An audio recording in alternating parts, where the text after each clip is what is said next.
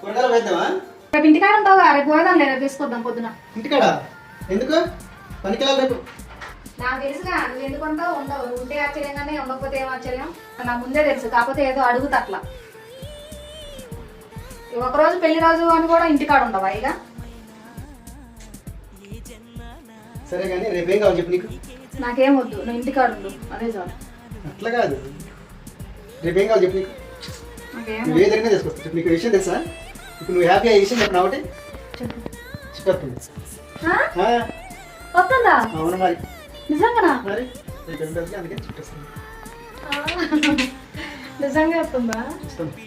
రేపు సాయంత్రం పని నుంచి వచ్చేటప్పుడు నీకేం కావాలో, చిట్టుకి ఏం కావాలో, నాన్నగారికి ఏం కావాలో అన్నీ తీసుకొని వస్తాను. సరేనా? అందుకే రేపు పని పోయి వస్తాను. ఓకేనా?